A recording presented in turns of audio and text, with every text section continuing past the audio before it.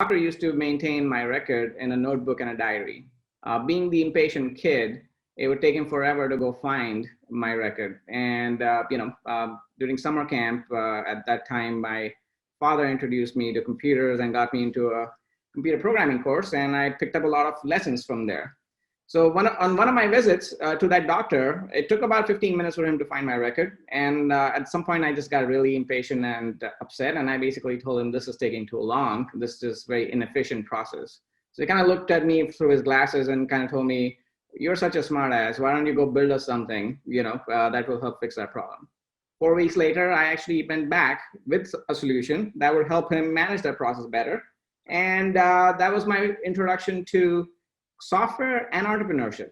The journey then follows as such that I ended up selling copies of that product to about 350 doctors over the course of 1 year, and that kind of got me into this whole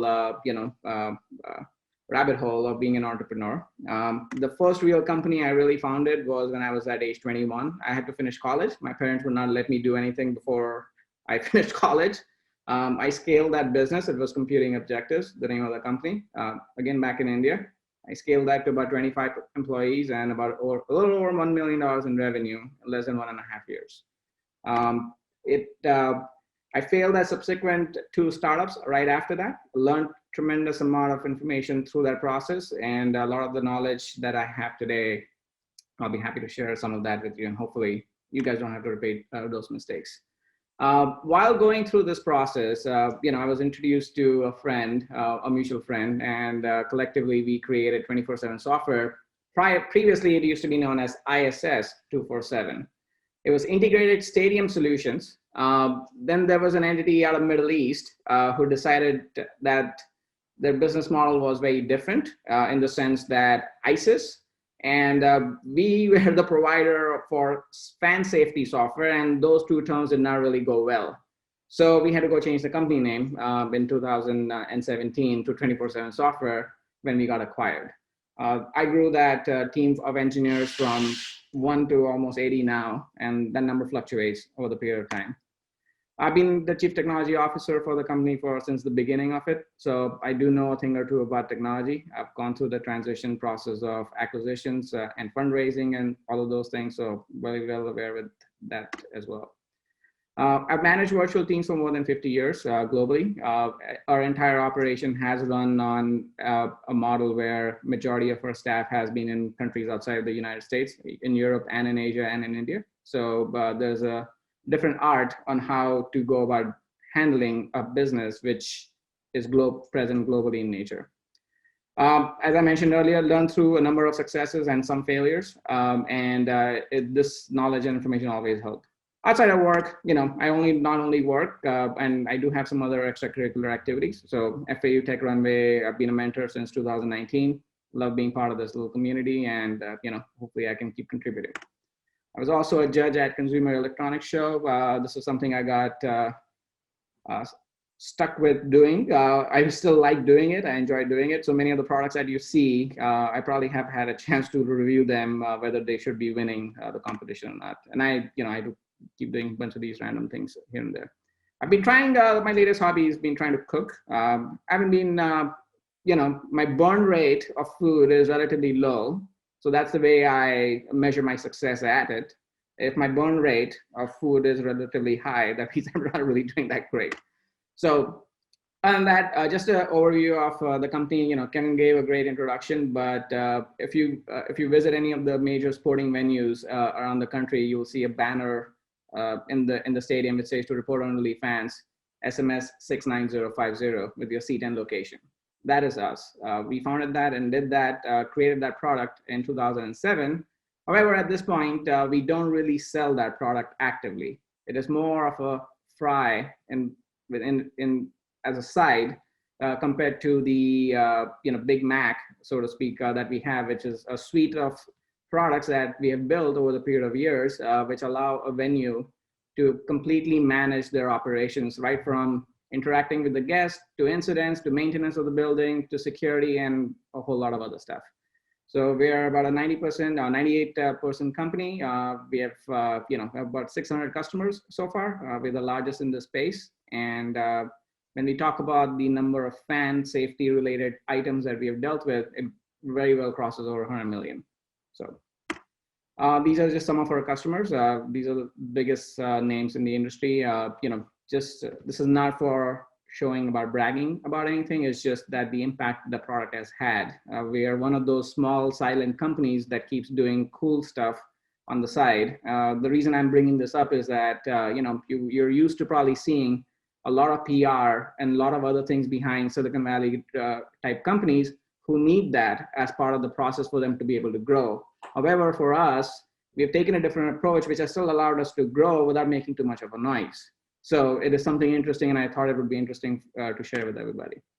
So these are just an example of what you would see in a stadium. Again, as I said, this is a product that we don't even promote anymore. But when you see these people, these are the command center operators, and all of their screens is our dispatching system, which they use to monitor data coming into the stadium from access controls, facial recognition software.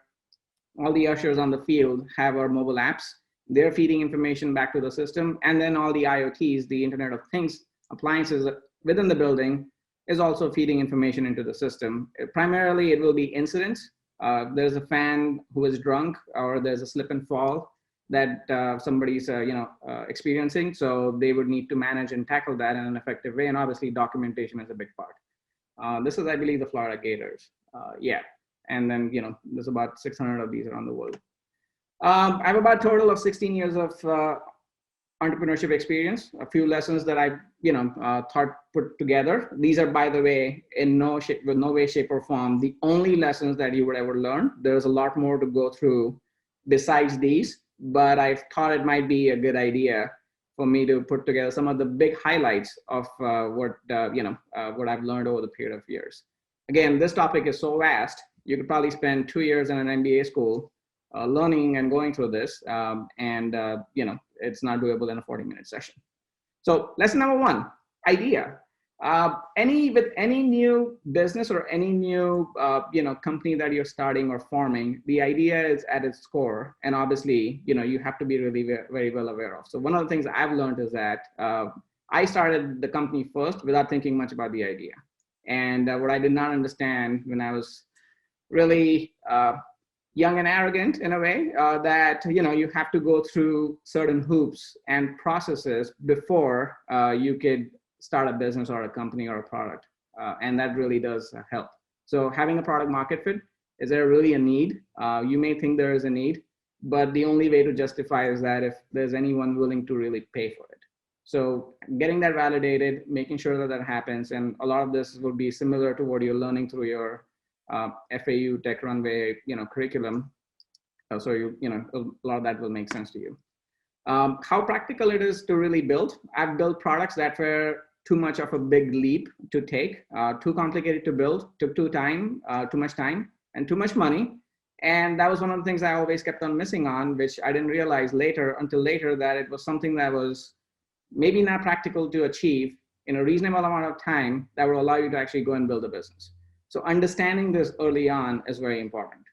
I mean, I could go out and say, I want to be able to send man to the moon for $500 per ticket round trip. Great idea. Awesome. I'm sure people will be willing to jump on it. Practically, it's not possible. So, lesson number one over there for me was to try to understand really whether it is something that is achievable in my capacity, in what I would be able to do. Defining deadlines for ideas also is extremely important. One of the things that, again, I failed at doing that was to keep lingering on an idea or a product for longer than its life. What I mean by that is, if it is not showing results in a certain amount of time, which you should define, cut it off and move on. Very, very important. Not working, should we pivot? How do you pivot? When do you pivot, and where to pivot? The original idea behind 24/7 software was to create a text marketing campaign for restaurants. That is not what we do today. Even when we started doing that, we built a whole product. I mean, that never took any ground, and nobody, not even one restaurant, wanted to go acquire or have it because we were too late to the market at that time. But we pivoted. So that was the important part of that, or important point. We pivoted into thinking that if we can repackage the same solution to a different industry and then maybe start getting in there, that would certainly help us. So that is one of those things that I think everybody should keep in mind for. And by the way, it is not the end. If your idea does not work, that is just the end of that idea. There's always a new one. You can always go back and have another one that will actually succeed. So Mark Cuban always says that you could have 10 failure, but you only need one success that will kind of pay off for everything. Lesson number 2, for me, again, your lessons might be very different, but hopefully you can learn from this. Discipline. Maintaining discipline is extremely important. Being an entrepreneur requires tremendous amount of discipline. You almost have to be regimented in everything that you do. You have to expect frustration. It is just going to come with it. You have to learn to deal with it. There's no complaining about it. There's no way to circumvent it. It only exaggerates the problem. So I've learned to deal with it. Accountability. Now this is obviously a very big word, and everybody's practicing it. But I've learned to make myself accountable by being disciplined, and then also inculcating that through the team that works with me, or the part of the company, or everybody who is part of our company. Everybody must be self-accountable to themselves and others to make sure that things work out okay. Punctuality, very basic stuff, but this could be as simple as if you wake up every day at a certain time, keep doing it because it works, right? So, the moment you break the rhythm, things start falling apart. And then being organized. I've learned that for me, it has been great help to stay organized, because being organized has allowed me to be more productive overall in general. And then actually willingness to learn and change. So if you are messing things up, and if you're not doing things the right way, just be willing and flexible to learn. Nobody's perfect. We don't have to be, but it's a process, and we have to just go through that to kind of understand and figure it out. At the end of the day, when you have good discipline, it will create good culture within your company, and obviously at the end of the day, it will allow you to have great results. So that's about discipline. One of the things I've learned to be very good at is being resourceful. And what I mean by that is when you start on any company, unless you are coming from a trust fund, you're basically broke, in the sense you have to have this mentality in your mind that you're broke and you have no money. And how are you going to figure out how to be able to do this? Even though some of your companies will go out and raise tremendous amount of capital, which we personally chose not to for different reasons.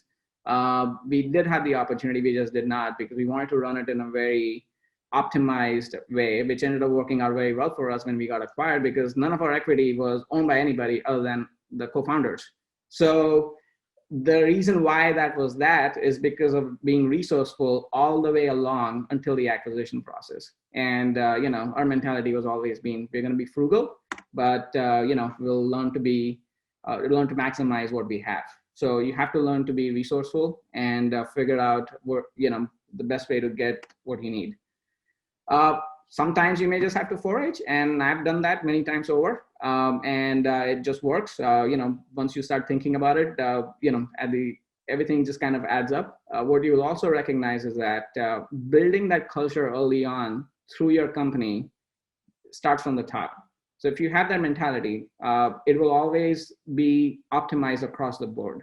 And that is very important, because when you grow, or when your company grows, we are still considered small as a small company, as in 100 people. But when you grow a lot more, the amount of waste that happens in a company is tremendous. And if there's a culture behind the company to be resourceful and then to be mindful of what we are spending our time on, is extremely important. So that will certainly help.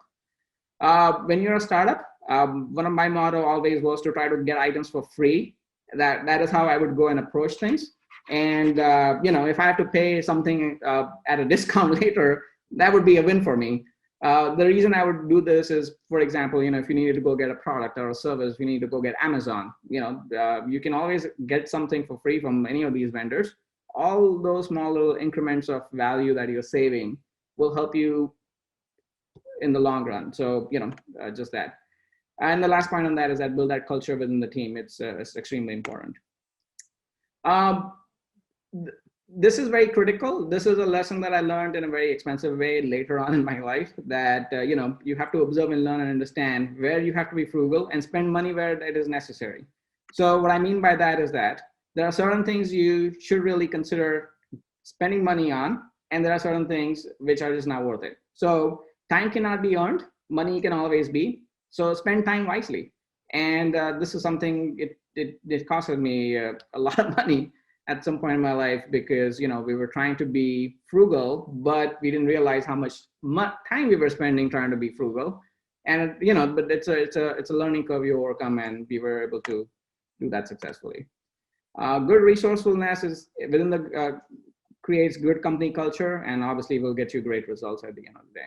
So that's the number 3rd lesson. Number 4 lesson for me has been extremely important is networking. One of the reasons I am involved in FAU and similar other activities is it provides avenues for networking with great people, and this is something that I think every entrepreneur or just a professional in general should be doing. I can't count on how many times I've had to call on people who I've met at random places just because I've been networking for getting things done, or having contracts signed up, or getting things approved or looked for.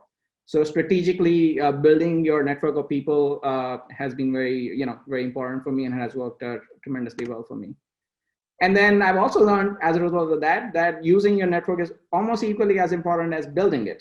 So you have to really understand what is the value of each and every contact that you really have in your network. So, some people will be able to and be willing to contribute, but it always comes with a cost. So if somebody is willing to help you, expect that there is some sort of exchange they're going to expect from you in the future. And that is totally normal and okay, provided that it's not a relationship just built on that. But this is something, that has helped me tremendously in my life. And, lastly, I've learned that if there are certain people that you're friends with and you consider close friends, and if they don't help you, you can't really be upset with them, because everybody's made different. Everybody's value definition is very different.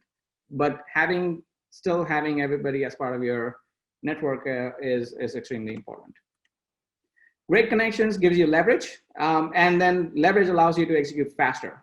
Very, very important in running a company or starting a business, because that leverage and faster execution, you have to fail fast if you're going to fail. And majority of the businesses or startups are going to fail. The failure rate in Silicon Valley is almost 70 to 80%. Most of the money just goes to waste.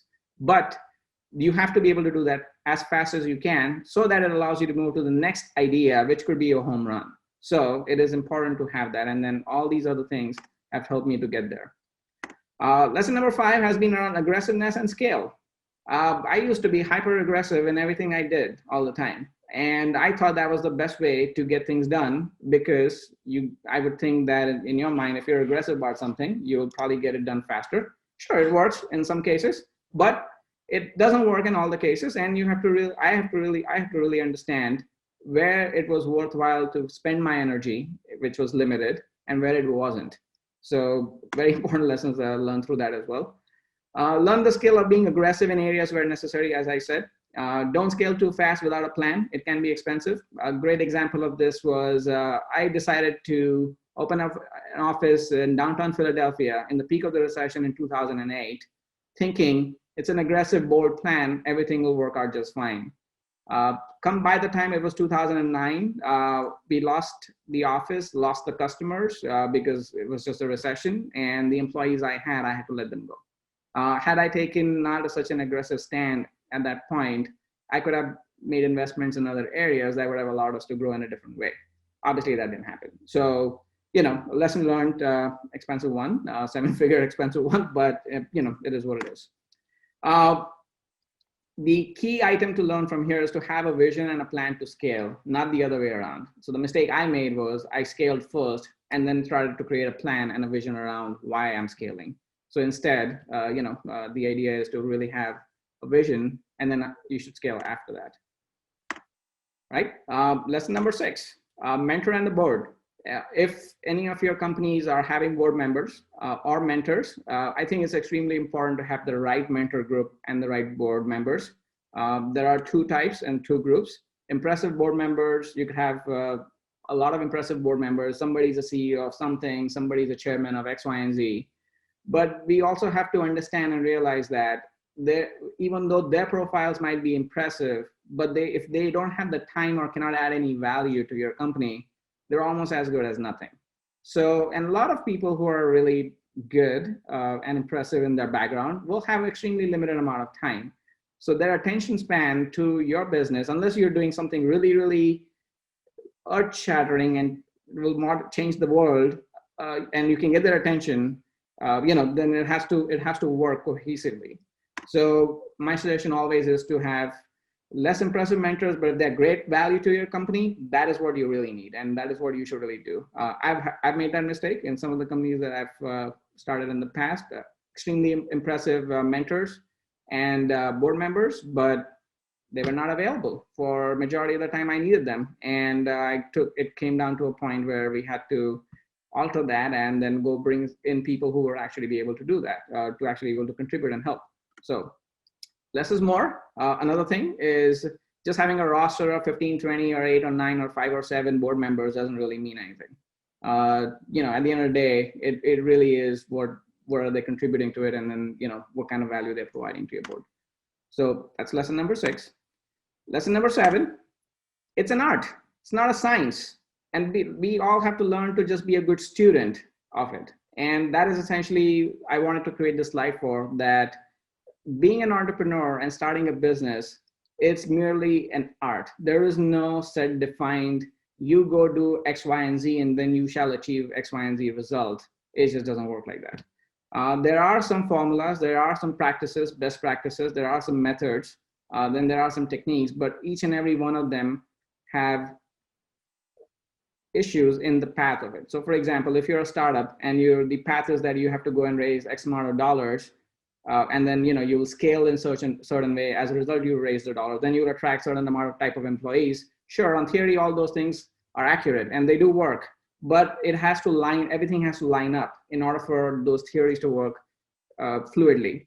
So the reason I'm mentioning this is that we have to learn to be flexible and treat it like it's an art. You have to almost wing it while you're doing things along the way. You incorporate the best practices, but learn to try to understand how you can modify them and then go along the way while you're working at it.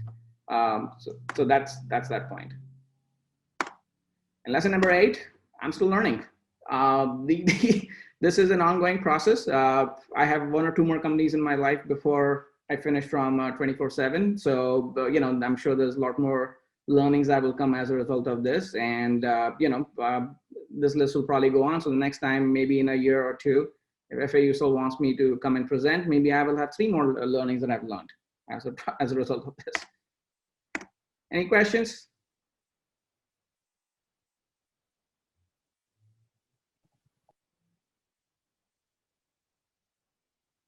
Jessica, Kevin, I can't see the chat, so I won't know if there's any questions. I am looking.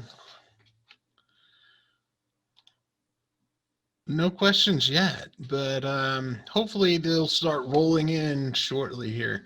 I've got a couple that can kick things off just based on those really good insights you provided on your journey and some of the things you've learned.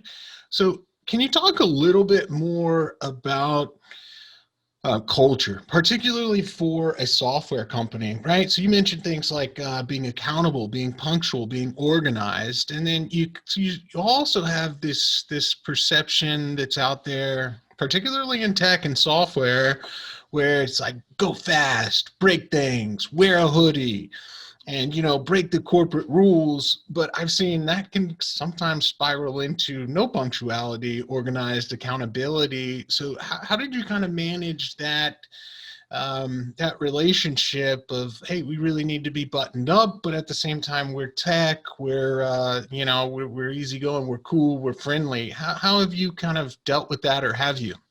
Sure, we have dealt with that. Some of it hasn't been. So we are an enterprise SaaS provider, right? We put ourselves into the category of an enterprise SaaS provider. The culture that you're describing is very relevant, and it is very relevant in Silicon Valley. But you still have to understand that the fundamentals of operating in that framework is still the same. You still have to be, even though you could be reckless in certain cases. The recklessness comes as a result of the companies wanting their employees to experiment and come up with innovations and those things. But that doesn't mean that there's less expectation of being disciplined. The discipline over there is to be disciplined, reckless person. so that you can do things in a way that which are controlled and defined. And you can, I mean, culturally, we don't have any limitation on what people can wear to the office and what we can do and stuff. I mean, there's no set working hours. Everybody puts in their hours and gets things done. But there's also that discipline that we have in our employees, that we know that when they're working through the process which is goal oriented and results oriented. However, there are examples of companies like Theranos. I'm sure everybody's heard about it. Raised millions and millions of dollars for a fake fraudulent product that never existed. And there are other examples of great companies like Amazon and Apple and Facebook and so on and so forth. So that always works in both ways. Okay, we've got a great question from Maria. She asked, how have you been able to hire and I guess attract and then retain talent? Do you have specific techniques that Yes. you use to accomplish that? Yes. So one of the things I've learned is smart people will want to work with other smart people. It then, when you talk about hiring, so there's two parts of this question. One is the retention part of it. Great question. And then the other part is the hiring of it to begin with. The hiring is very complex. Obviously, there are different motivating factors of why an employee wants to go work in a company. If you build a culture which is attractive, which is entrepreneurial in its nature, which allows the employees who are working in there to be able to thrive and flourish in that environment, that certainly will help build that culture that will allow you to attract those people. Also, leadership is extremely important. I've noticed over the period of time that a lot of the good hires that we have made were really attracted to the company because of the group of colleagues that they were working with, not just because what the mission of the company was or what the goal of the company was. So it is the interest of belonging to a group of like-minded people, and you have to build that, and and then you also have to showcase that. So part of our process of bringing on employee to our group is obviously there's an interview process. We go through that. But then the group that employee is going to work with, they go and meet that group. So for example, we have 7 or 8 different Scrum engineering teams. And if you're introducing an engineer to a Scrum team, after the initial interviews are done, the team itself is interviewing that person to see if there's a cultural fit for that person with that team or not. And if there isn't, they may be great engineers, but if they don't get along as friends and they don't get along culturally with what our goals and objectives are, then it is literally a no hire for us. As far as retention is concerned, I think this culture of our culture has allowed us to retain most of our employees or majority of our employees. We have had employees who have left the company, gone out for 1 or 2 years, and then have come back several years later. We always have departed in good terms. So, it really comes down to how really well you treat your employees and what kind of culture really is there in the company that will allow you to maintain that. And by the way, the fact that employees will come back to work for the company that they have left for also creates a huge amount of psychological impact in the existing employees or new employees, because they are now thinking or looking like, hey, look, this place will be really good to work for because these people are coming back. So, the grass always looks greener on the other side, but if you build the right culture, you'll be able to hire and retain. Great answer. Robert's got another question. He asked, how do you acquire customers? I'm going to add on, hopefully Robert doesn't mind. Maybe you could make a distinction between when you have no customers, right? So how do you get that first customer, the first few? And then on the other side, a little bit later on, when you start to formalize the process of acquiring customers, probably a little bit later. Sure. So for us, it was, okay, so our story might not be the best. Our story was we ran into the CEO of the Dolphins at the Dolphin Stadium, and then we met him, and that is how we acquired that customer. So that may not be the best. However, what I've seen companies do is identify their customers list. So for example, once you have a product idea, you should definitely make a list of your top 1, 2, or 3 customers whose problems you could really solve with your product, whatever that product might be. So once you have that, you have to then go and find out the right person who you could get in touch with. And this is where your networking really helps. So if you have a network, I would strategically be really smart to network with people who could either get me an introduction into that customer base or literally with people who are working in those companies. So we have done that strategically. We have made friends with the NFL, within the NFL, NBA, and that has percolated through the league. So that is a great way to do those things. From a sales process, look, it's a very broad topic. We have many different ways through which our enterprise sales team conducts its sales.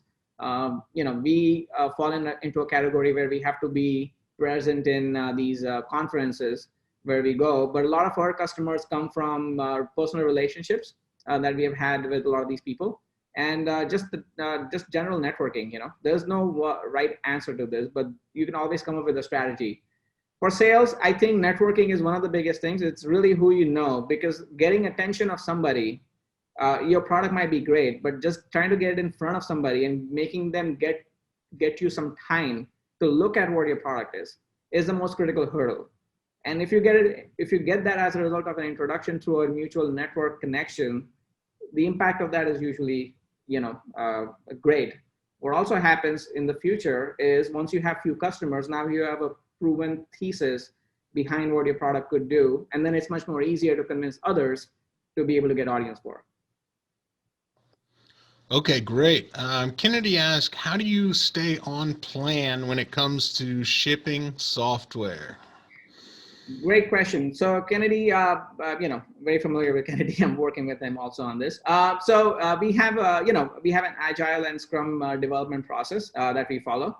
As part of Scrum, every team and sprint during each sprint needs to be able to finish their product. So in our company, we have a culture that we have introduced to our team members that there's a definition of done. We have defined what the definition of done is, and every company's definition of done is unique and different to them. So I would suggest that the first thing you do is that you go and define what your definition of done for your Scrum teams is. This is in context of software. And you have to kind of build a culture that it makes your team members of your Scrum teams, if you're using Scrum, to be proud of their deliverables. And it is almost imperative that after each sprint, all their deliverables are delivered. And once you start building that, you're not going to achieve 100% result. We still don't achieve 100% accuracy in that. We are still about 90-95% because humans are involved in this process, which is okay. So you have to build that culture and slowly help them get into it. Yelling, screaming, or trying to be too tough on your team members is not going to really help. So as part of the process, one of our process, which also Scrum defines, is to go and do retrospective meetings and understand what the challenges the teams are facing. And as leaders, your job then is to help your team members overcome those challenges so that they can meet their definition of done or meet their deliverables. This is a very broad topic. I could probably go on for 2 hours talking about it, but it's broad. Yeah, it's tough. Software gets the rumor for being, taking twice as long and costing twice as much. So it's tough. All right. So there's 2 questions now here. I'm going to kind of combine them. The first is about how you manage equity among founders and key staff. And then related to that, Sean mentioned you didn't really talk too much about compensation and benefits or ownership incentive when you talked about retention. How have you handled those kind of things? So it's really all about kind of the cap table, key employees, sure, co-founders, and retention. Right. So, when it comes to founders' compensation, I'm hoping that if there is a co-founder or founder, they have enough skin in the game that they are motivated to work and work harder in that. So what I mean by that is that, for example, if you have a company with 3 founders and one person has 5% shares, the other 2 have the rest of the remaining shares, it is really psychologically very demotivating to the 5% owner of that.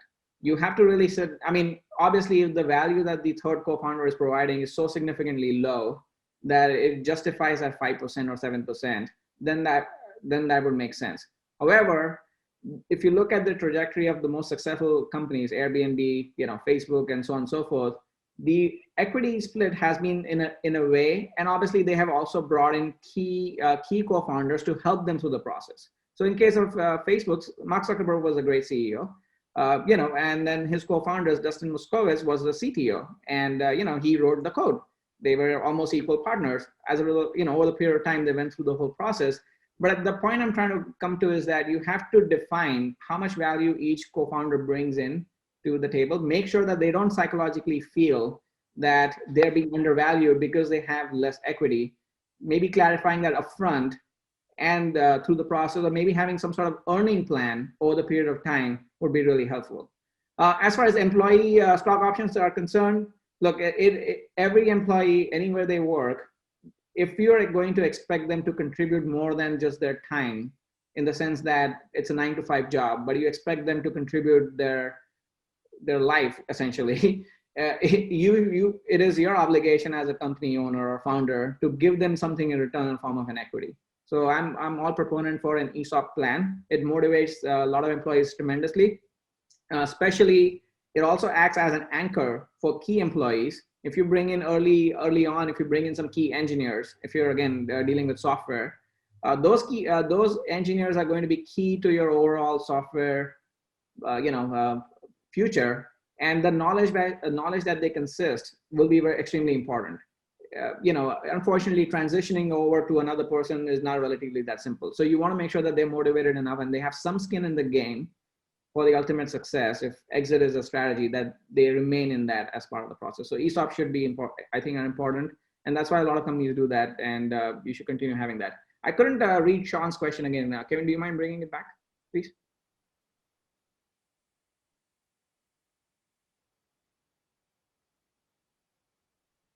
Kevin? Oh, yeah, I can read it for you. So when you spoke about attracting and retaining talent, you didn't speak to such issues as competitive compensation and benefits or ownership incentives in the startup. Has that not been an issue for you? And if so, how did you handle it?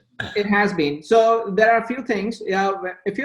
This depends on really who is hiring. If you're a founder, which is who should be really selling and hiring at the same time. And what I mean by selling and hiring is, the first few people I hired, four engineers, I remember distinctly, almost 9 or 10 years ago. I hired them without an office, without anything, by pointing to a building where our office was supposed to be. And these people actually already had job offers from companies which were well established.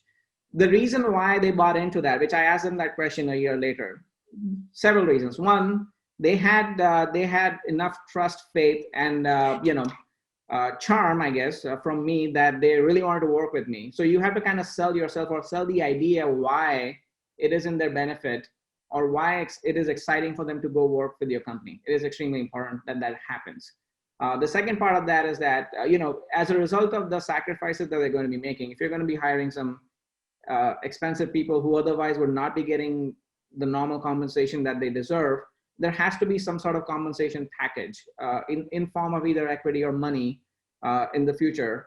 We didn't have to go through that, but I've helped companies structure for key positions as CTOs and head of engineering and so on and so forth, with a deferred payment plan, where you could say that when we raise a Series A capital, you'll be allocated X amount of shares, and all this back pay will be given back to you at that point, with some sort of bonus on top of it, because they're taking the risk to do that. So there are many ways you can structure it. I would not expect somebody to take, as an employee, to take all the risk in the world and not get rewarded in some way. We unfortunately were not in that situation. We self-funded our business, and then we were profitable after, because we were frugal and we were resourceful. Culturally, as I said, the key for us was to show this dream or show this vision and excitement to our employees that they really wanted to work with us. And I think part of that sales process was extremely important for us. Okay, another question. To bring in a co-founder, what is the suggested percentage of stock options that you would suggest? That's not an easy one to answer, but what do you think? Okay. So, if let's say I'm starting another company, right? And I want to consider, do I want to be greedy or do I want a partner? By the way, when you're bringing in a co-founder, you're almost married to that person, him or her, whoever you're bringing on. And the reason I say that is that the relationship you're going to have with that person, it has to be so close and tight for the success of your business that this is not a topic you guys would have to have a disagreement on. So to answer your question, that number is really what would not cause that disagreement and what would make both parties comfortable. Now, if you can't get to that, then maybe that person is not the right co-founder for you. But also on the same token, you also have to realize that giving up a little bit, giving up maybe 20% of a company, which is worth $1 million. But if you bring in a co-founder who could add $10 million of value, now your 20% or whatever you own suddenly became a lot more, right? So you should really sit down and realize what is the value this person is going to bring in, not to his own equity, but to my equity too. By him coming on board, can he help me grow my business faster? And hence why increase my equity value, if that makes sense. Yeah, it certainly does. You know, the old make it a bigger pizza rather than a bigger slice of the pie, that old kind of thing. Exactly. So any other questions, go ahead and shoot them in there and we will get them answered. This has gone great so far. I'll ask you one in the meantime. You mentioned time and managing time. This is one thing I stress to early entrepreneurs, that in the short term, right, in the micro expression of time, time is one of maybe the only resource, right, that's equally distributed, not for your lifetime, but on a day-to-day basis, you've got the same amount as everybody else available potentially. So it can be really important. As your role sort of changes throughout building the company, did you use any specific strategies or tactics? Because I'm sure you've had to spend your time doing many different things. Any tips or tricks for managing that and how to make transitions to different things that you need to be spending your time on as the company grows? Absolutely, and great question. So, as Kevin, you mentioned, time is, I think, the single most valuable commodity in the world is not money or gold or anything. It's just time. You just can't buy more. There's absolutely, you can spend all the money in the world, but you just can't get more of that, right? So now the question is, how do you really manage that well? Delegation is extremely important. With delegation also shows trust in your employees and realizing priorities of where you as a founder, co-founder, or in any other executive capacity, what is the value of your time? If your time is valued more at bringing on more customers today and somebody else can do the daily operations of your company, that is what you should really be focused on. So I would break it down in the sense of, here's the top 5-10 priorities of our business today. And this is where my time is the most valued, even though I want everything else to be perfect, because most founders will try to become perfectionists, which is also an issue.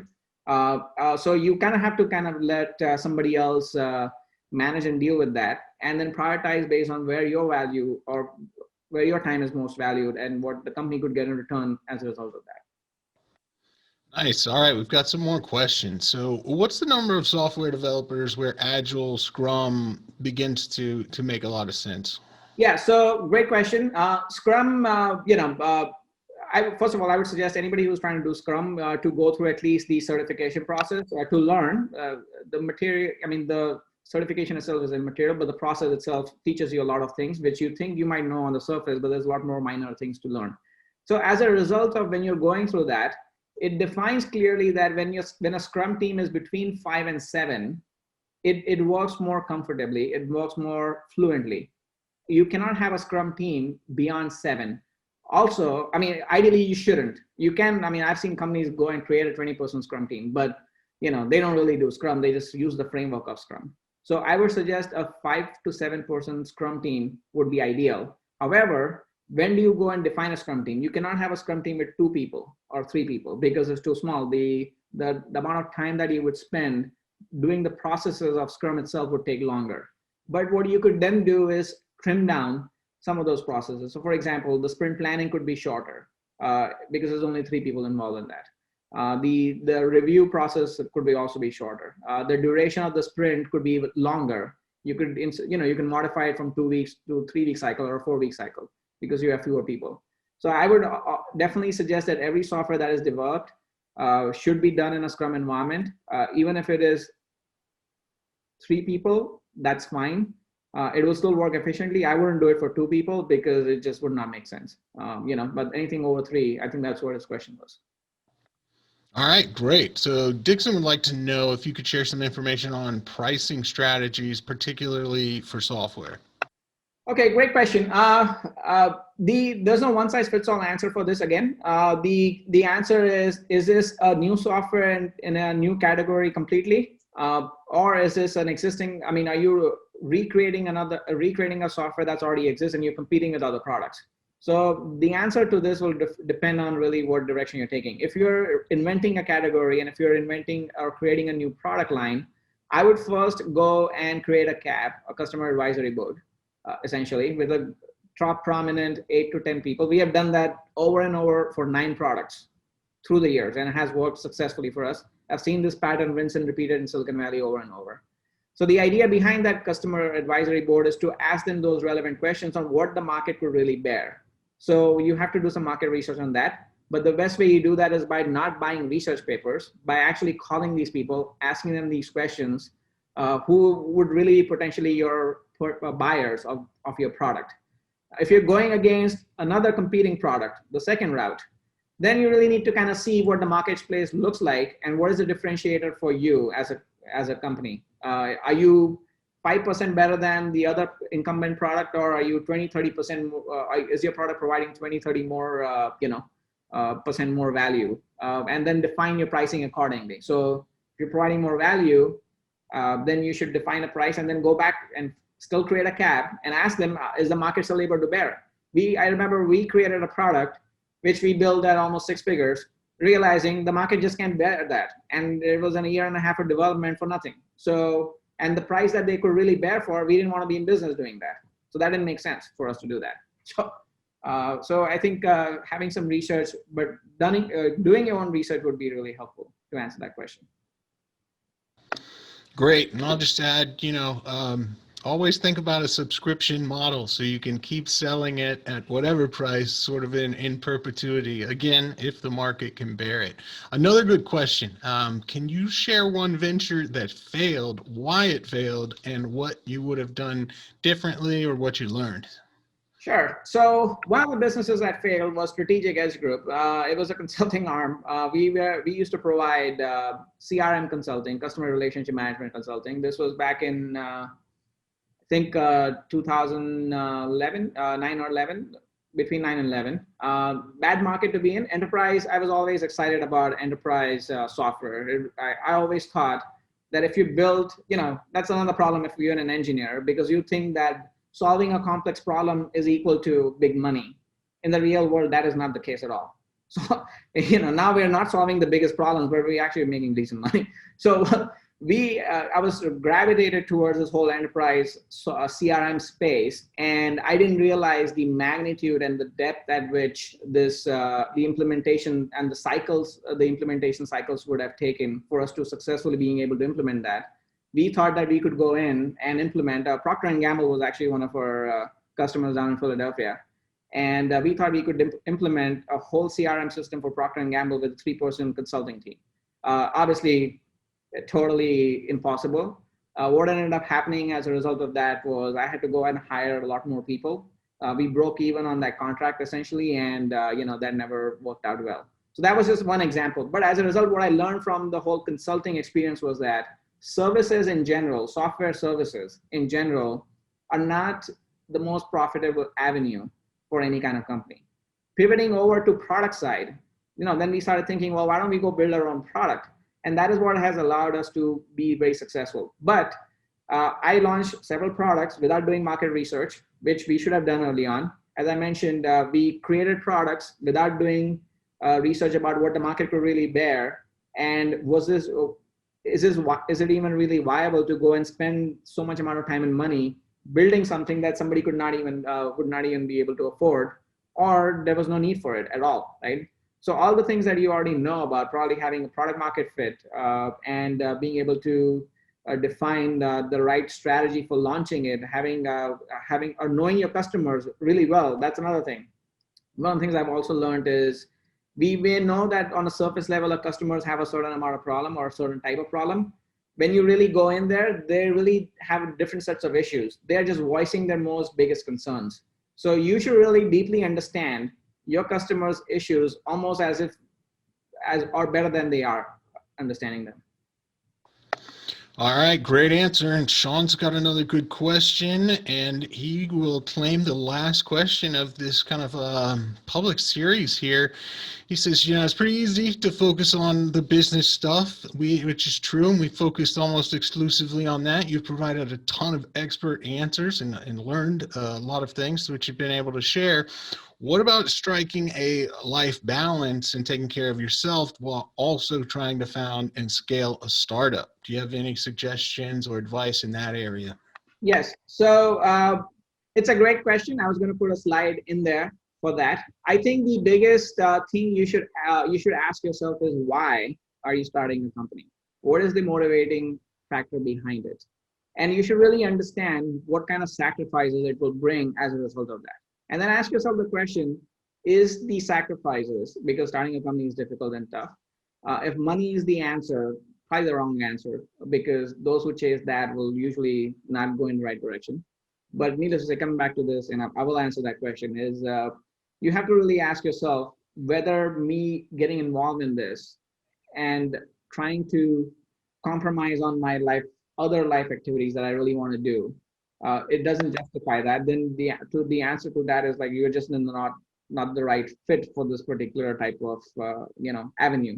However, there is a way to strike balance, and I have found that out about being disciplined.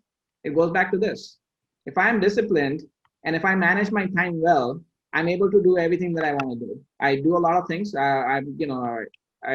This is a slide. Expect frustration. You have to learn to deal with it, right?